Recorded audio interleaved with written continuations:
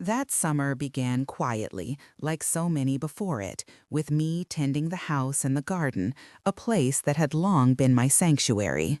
The roses I had planted as a young mother blossomed defiantly at the edges of the stone pathway, their color a gentle contrast to the silence that had settled over the rooms inside.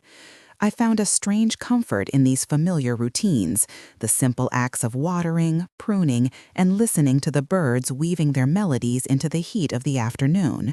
Yet beneath this calm exterior, an aching began to grow, subtle at first, then undeniable, the sharp sting of exclusion. Michael and Julia had announced their plan with a kind of careless enthusiasm that I recognized all too well. A vacation at the resort where I had invested so much of myself, not just financially, but in hope, in dreams, in late nights spent balancing ledgers and overseeing renovations. A place meant to be a refuge for our family, a symbol of our shared history and love. And yet, this time, I was left out. No invitation, no mention in their bright, boastful texts. They had carved me away from the memory of that home, as if the years of sacrifice I had poured into it meant nothing. I remember the moment I first saw their messages popping up on my phone, their laughter blaring from group chats where I had once felt included. Their carefree banter, rich with inside jokes and whispered plans to escape to sun-drenched beaches, tore through me like a cold wind. I did not scream or confront them. The silence was heavier than any words I could hurl in anger. Their exclusion burned quietly, more insidious and lasting than a heated argument ever could, like a slow poison seeping into the walls I had built around my heart. That night, I sat in the dim light of my living room, the house feeling suddenly too vast and empty. The shadows seemed to press inward, tightening around me as memories surged forth unbidden. I thought about the years when Michael was a boy, running through these very rooms, his laughter filling the air without a care. About the dinners I prepared, the bills I paid, the quiet sacrifices no one noticed. All those tears I never shed in front of anyone. The stolen moments of rest replaced by worry and work. The invisible labor that kept our family afloat.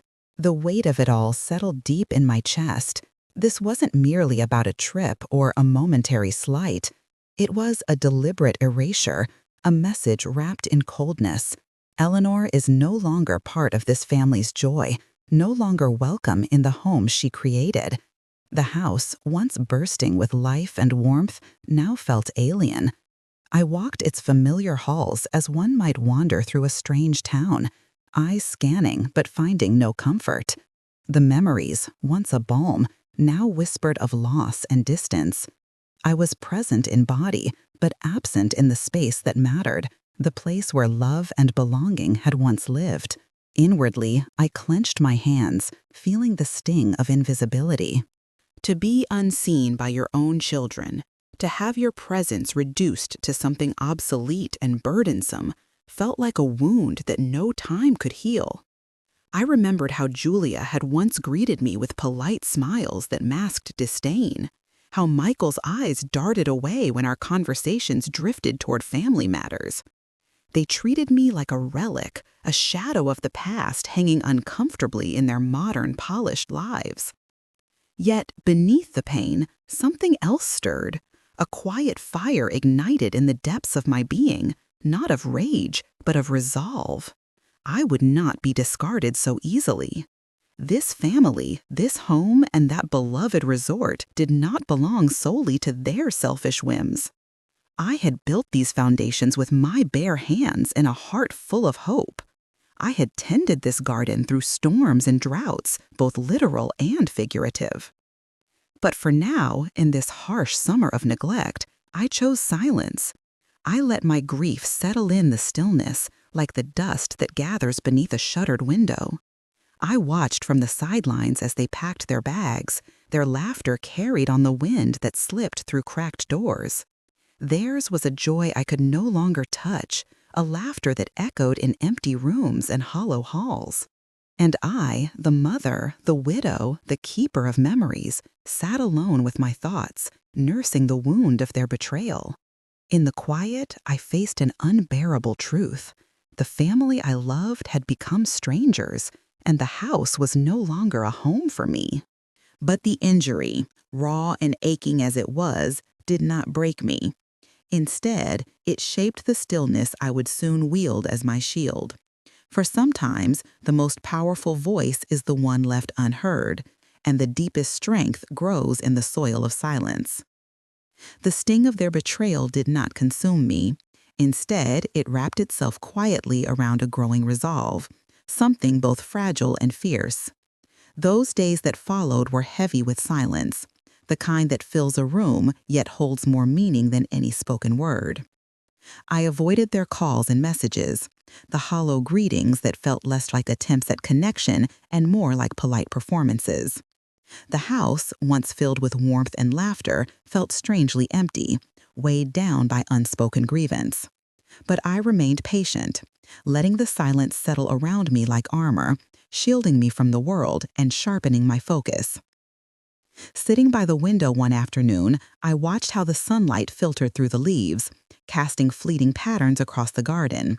It was in these quiet moments that my thoughts returned, again and again, to the sacrifices I had made, those countless silent sacrifices that went unnoticed and unappreciated. Times when I shoved my own tiredness aside to keep stovepipes from leaking, to reconcile family disputes, or to cover bills I had no assurance they would repay. Michael had never thanked me for the sleepless nights I endured, nor had Julia ever praised the steady, careful way I had guarded the family's name and assets. They acted as if control of the family wealth and legacy were theirs as a birthright, blind to the long years of labor that sustained it all. But I knew. I understood in a way they never would. The resort wasn't just a playground or a banal luxury. It was the culmination of years of my dedication. I had been the one who negotiated with lawyers, the one who managed contracts, who had preserved our legal claims through countless revisions and uncertain times.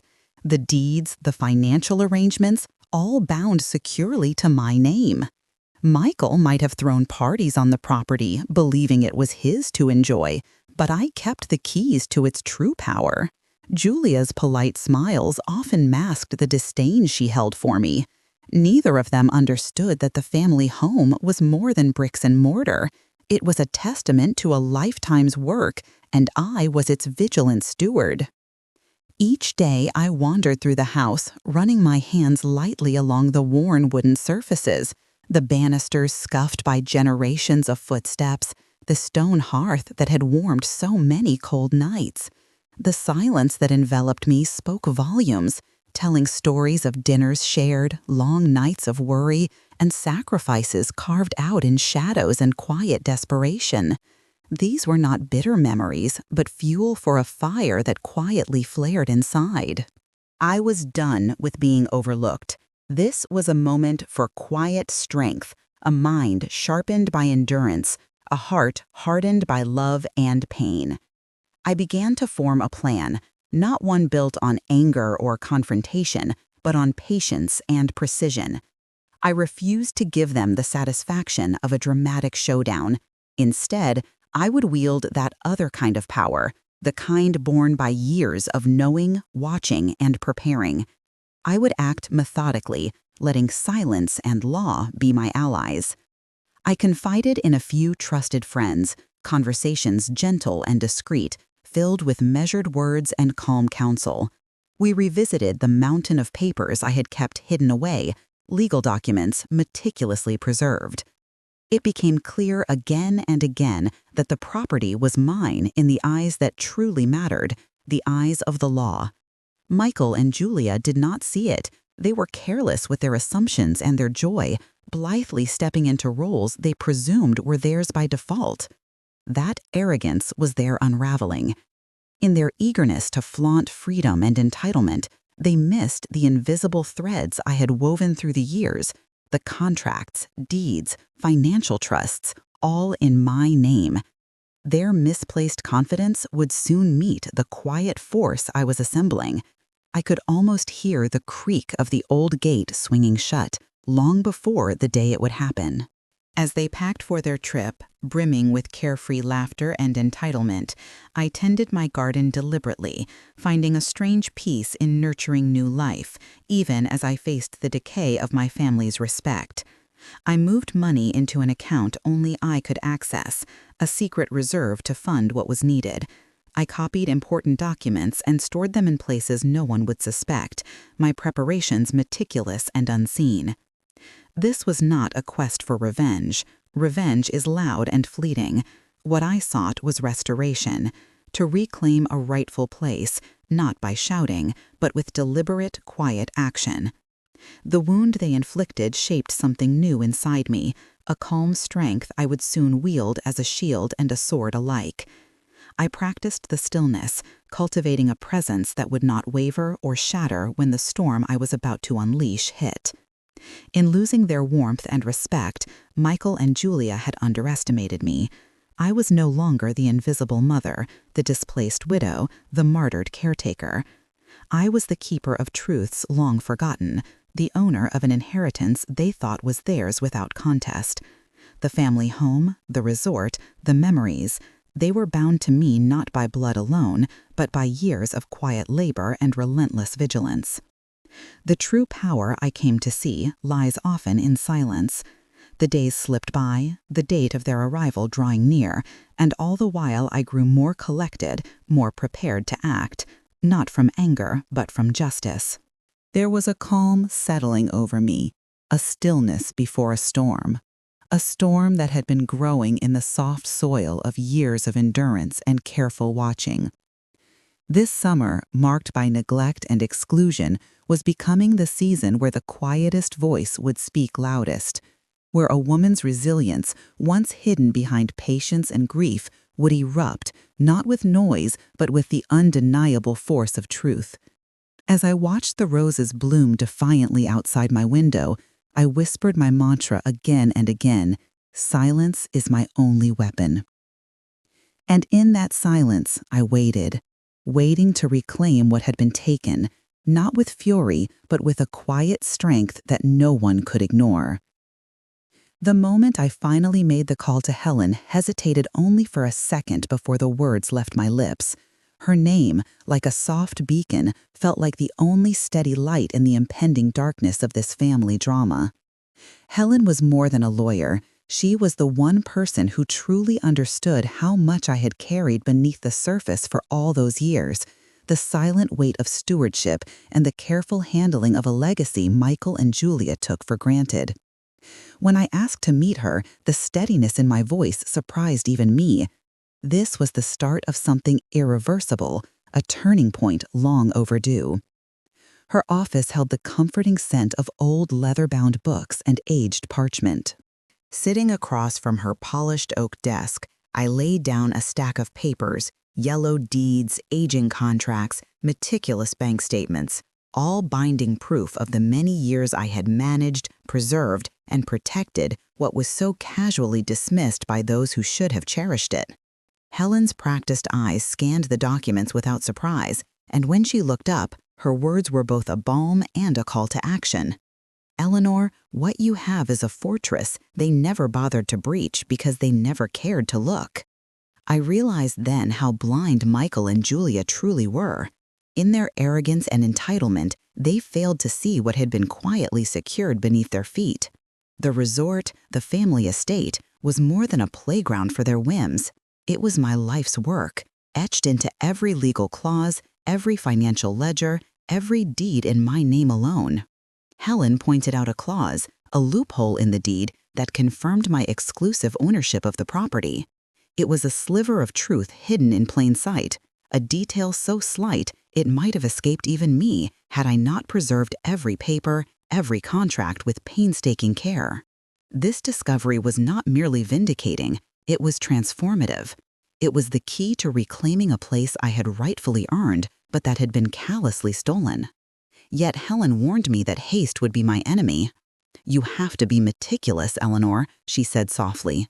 "Your best weapon will be patience, and your greatest strength, discretion.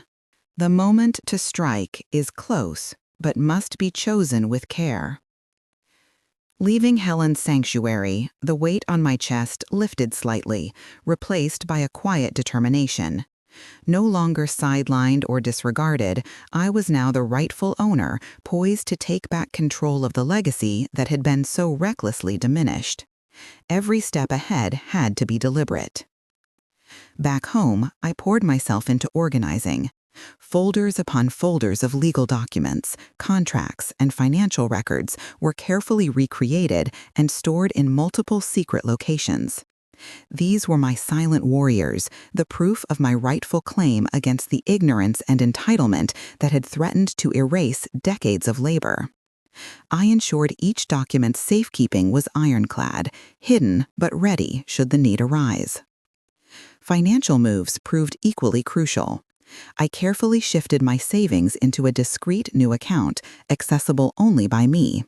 Each transfer calculated with precision to ensure I had the necessary resources to push forward when the time came. This was a secret web of security that nobody suspected. Money quietly gathered, just as I had quietly held together this family for years. I observed Michael and Julia with renewed clarity, noting with increasing frustration their careless behavior. Their extravagance, their reckless use of the family's wealth on needless luxuries at the resort, was a glaring contrast to the care and respect I had always shown. I took note of their disregard for bills left unpaid, the gaps in their management, the frivolity that endangered everything I had held sacred. These weren't just signs of entitlement, but evidence of disregard for responsibility, in effect, careless stewards of a precious legacy. Each observation became a piece of the puzzle. The evidence of their negligence, combined with the legal fortifications I had crafted, formed a foundation no one could ignore or overturn. This was not a vendetta fueled by bitterness. It was restoration born from careful and patient strategy. As the projected date of their arrival loomed closer, I remained detached, almost serene, a calm before a storm I had nurtured quietly for years. The power I wielded was quiet and constant, unlike their loud claims and demands. I found strength in this stillness, in the slow buildup of my plan. Deep inside, I knew this battle was uneven. They wielded arrogance and loud entitlement as if armor, but I possessed something far greater: strategic patience and careful watchfulness. They lacked awareness, blinded by privilege, while I had the clarity of experience and legal authority. The fight was not theirs to win simply because they desired it. More than once, I pictured the moment of unveiling.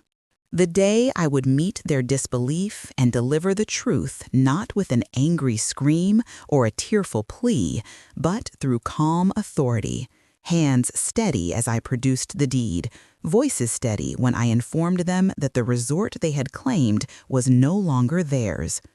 Their faces, showing shock and confusion, would be my silent victory. I resisted every impulse to hurry or to let even the smallest hint of my intention slip.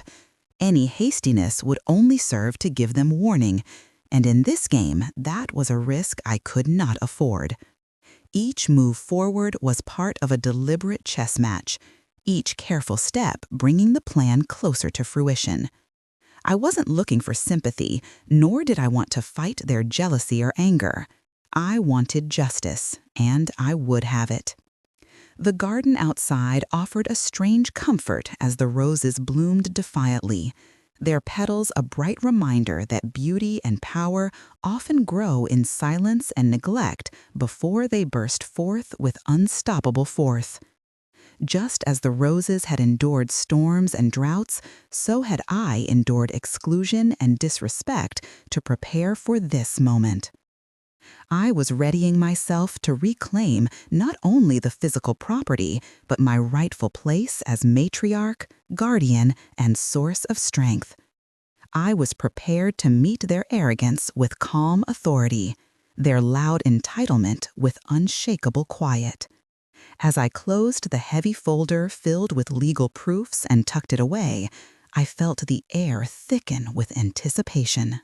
The quiet storm I had crafted over years was about to break, and there would be no running from the truth I carried silently but powerfully within. And so, with the full weight of history behind me and the clarity of purpose ahead, I waited, knowing that when the time came, silence would not just be a weapon, but a declaration of ultimate justice.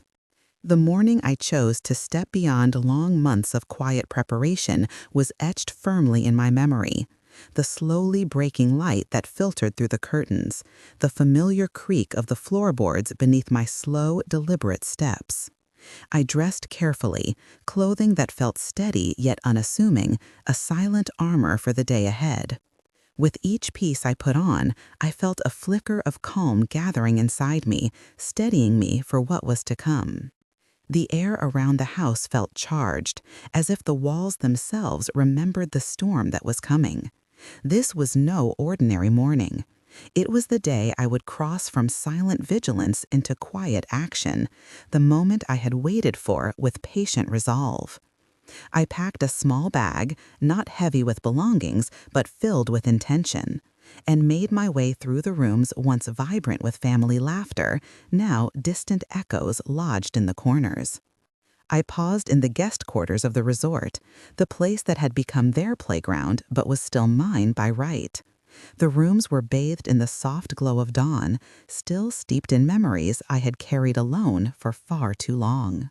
I gathered a few precious items: a family photograph, its edges softened by the years, delicate porcelain plates that had graced many celebrations, a hand-stitched tablecloth embroidered with years of love and care. Each object carried the weight of history and sacrifice, tokens of a love that had silently held this family together in spite of their indifference. Taking these items was more than a mere act. It was a reclaiming, a declaration that what had once been mine could never truly be taken away. Each piece was a whisper of the past and a promise of restitution, quietly signaling that I would not fade into oblivion. Outside, the world continued unaware, moving at its usual hurried pace. But for Michael and Julia, today would be nothing short of a shock. They arrived with their usual confident ease, certain that the resort awaited their indulgence without question. Their blistering laughter and careless conversations reflected the arrogance that had always blinded them to the depths beneath the surface. But the gates stood firm, imposing and unyielding, locked, secured, and guarded not by walls, but by the undeniable authority of legal ownership. A notice declaring the change in possession was posted boldly and clearly, a symbol of the shifting power that neither of them could deny. I imagined the wave of disbelief crashing over their faces, the rapid shifting from smug entitlement to silent panic. Their phones buzzed incessantly. Desperate calls met with an unyielding silence from my end. Their threats, veiled in frustration and disbelief, dissolved into quiet curses behind closed doors. The paradise they thought was theirs was no longer accessible. The control they assumed was shattered not by loud confrontation, but by calm, irrevocable truth. In the days that followed, their futile attempts to regain access were met with deafening quiet. Without response, their voices became weaker, their resolve faltering. Helen remained my steadfast ally, ready to meet any legal challenge with unwavering strength and meticulous preparation. Every paper was in order, every signature intact. The ownership was mine, uncontested and legally unassailable. Julia's attempts to engage me through calls or pleas fell on impenetrable walls of silence. My absence in their storm was not neglect but strength, a quiet message saying that the past was no longer theirs to rewrite. The laughter that once filled these halls was now replaced by a heavy, anxious quiet as they slowly grasped the gravity of their exclusion. From the edge of this upheaval, I felt a deep and growing peace. The house, once thick with tension and silent wounds, began to breathe again. The garden flourished under my continued care, the roses blooming defiantly, just as I had endured the storms of exclusion and disrespect to prepare for this moment of reclamation. Though the battle had been long and often lonely, It forged a resilience within me that no pain could diminish. I was no longer a shadow hidden by silence, but the light that had been waiting to shine in the quiet aftermath of betrayal. Michael and Julia, in their arrogance, had believed wealth and privilege were enough to secure their place. Yet, in losing sight of the love and sacrifices that built this family, they had lost the very foundation beneath their feet. In those silent nights, I would often sit by the window, gathering strength from the stars. The quiet was no longer a burden but a power, a testament to endurance. Their voices had faded, but my presence, once overlooked, was now undeniable. I was the mother who had carried this family through unseen trials, the widow whose strength had not wavered, the woman who had carefully nurtured her claim until the moment was right to reclaim it. The victory was not in loud confrontation, but in the steady assertion of what was rightfully mine. And as the days turned to weeks, I found that freedom I had sought, not just in possession, but in spirit. The house was no longer just a structure of stone and wood, but a living testament to patience, resilience, and quiet justice. Though Michael and Julia had tried to cast me aside, they could not erase the truth of my claim and my love. And so, beneath the calm surface, the quiet storm I had cultivated roared softly but unquestionably, heralding not only an ending, but a beginning marked by dignity restored and power regained. In this reclaimed silence, I found myself again, whole, strong, and at peace. They returned finally, subdued, burdened with the weight of their failure. The arrogance that had once shone brightly in Michael's eyes was now dimmed, replaced by an unspoken question. How had they been so blind? Julia's once sharp smiles softened, their edges dulled by quiet desperation. The family they had taken for granted had shifted beneath their feet, and though they came back to the house, it was no longer a home for them in the way they expected. The day they confronted me was unlike any I had imagined, not a storm of shouting or tears, but a quiet, tense moment, heavy with all the things left unspoken. They spoke softly, as if afraid that loud words might shatter the fragile remnants of their hope. Michael's voice, usually so full of certainty, was laced with confusion and a plea for understanding. Julia's eyes, sharp before, now held something closer to regret. I met them calmly, my gaze steady and unyielding. There was no anger in my voice, no bitterness spilling from years of hurt. Instead, I offered facts, unambiguous and final. I unfolded the deeds, laid out the documents, each page a tribute to years of silent labor they never acknowledged. I showed them the financial records, the careful arrangements that preserved control under my name. For once, there was no question of doubt or entitlement. Their faces shifted with each revelation. The arrogance that had blinded them wilted in the presence of undeniable truth. Michael blinked as if seeing me for the first time, not the distant mother or the forgotten widow, but the architect of their reality, the quiet force they never reckoned with. Julia's silence was a stark contrast to her earlier dismissiveness. She listened, finally truly listening, to the authority I wielded with quiet certainty. As I spoke, the years of exclusion, the silent wounds, and the careful strategy cascaded into clarity.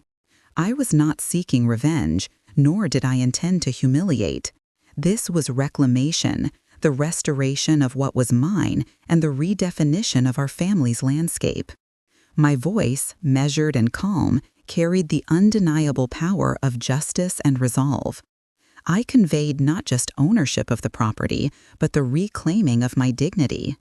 Michael's shoulders sagged as the truth settled in. The entitlement that had once framed every one of his assumptions was now dismantled. He saw that his confidence was a facade, one that the quiet patience of years had quietly torn apart. Julia looked away for a moment, swallowed by the realization that respect and love are not inherited, but inherited, maintained, and sometimes lost. Their questions, now tentative and searching, revealed the fractures beneath their bravado. They spoke of misunderstandings and regrets. I listened with the composed sympathy of one who had borne such trials alone. This conversation, so unlike the ones we had before, was the turning point, a moment where arrogance gave way to humility and silence yielded to a fragile, cautious dialogue. Yet I remained firm. The house, the resort, the wealth, these were tied not just to blood but to stewardship, to years of vigilance and silent labor. Their demands for inclusion, made too late, were met not with forgiveness, but with recognition that the past could not be rewritten. There were no tears, no pleas, only the steadfast assertion that the silence that had been my burden was now my weapon, finished, deployed, and victorious. In that room, the power dynamic shifted irreversibly. Though the family remained fractured, a new respect arose, born from the undeniable command of facts and the quiet dignity of one who had chosen steadfast patience over rash confrontation. My words were soft but impenetrable, my presence calm but unyielding. The vacation, the paradise they once claimed, was irrevocably under my control. I saw in their eyes the flickers of change, not just in attitude but in understanding. The entitlement that had blinded them melted away, replaced by the dawning of a truth that family is not just possession or wealth, but the careful nurture of trust, respect, and shared history. Though this asymmetric confrontation was filled with quiet tension and unresolved emotions, it brought closure to a chapter long overshadowed by betrayal. It marked the tipping point where silence transformed from a place of pain into a bastion of strength. As they departed from that meeting, I felt the weight of years begin to lift. The quiet victories of patience and strategy had toppled arrogance. The family home, once a battleground of exclusion, was now the site of restored order, where respect was no longer assumed but earned. I knew this was not the end. There would be challenges ahead, but the foundation had been reset. The power balance, so long skewed toward entitlement, now reflected the truth of labor and love long ignored.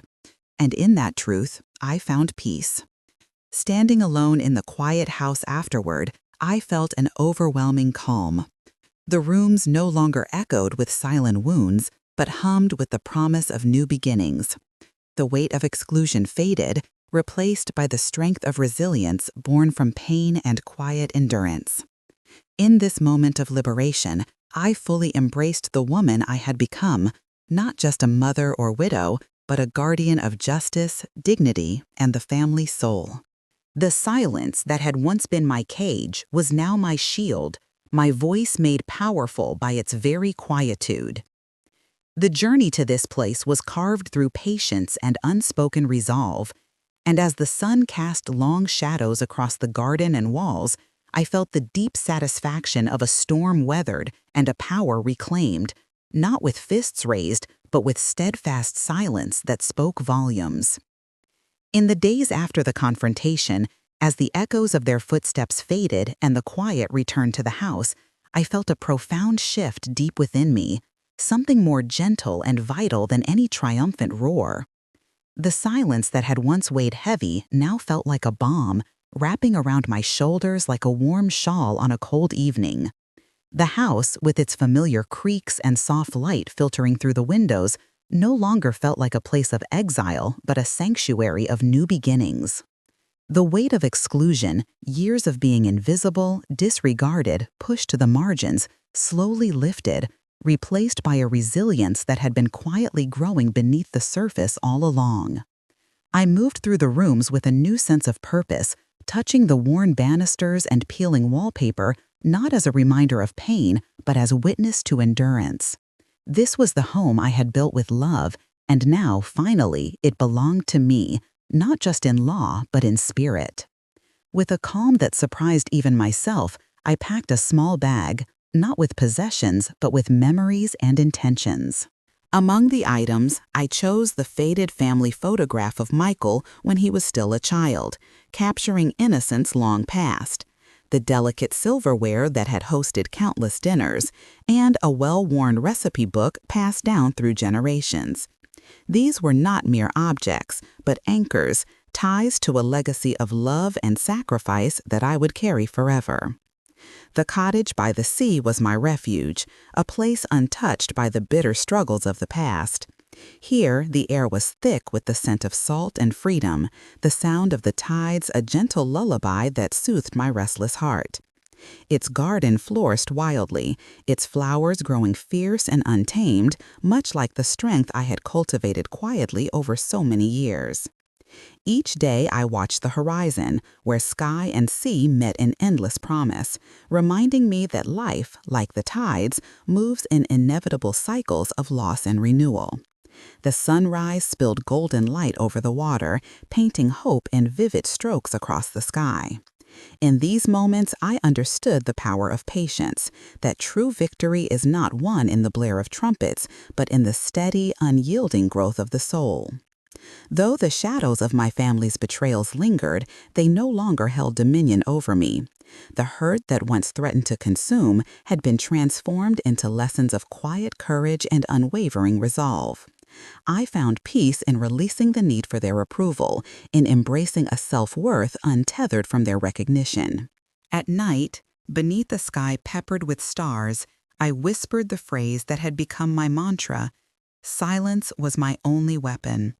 No longer a lament, these words were now a celebration of survival, a testament to the power of stillness in a world often drowned in noise.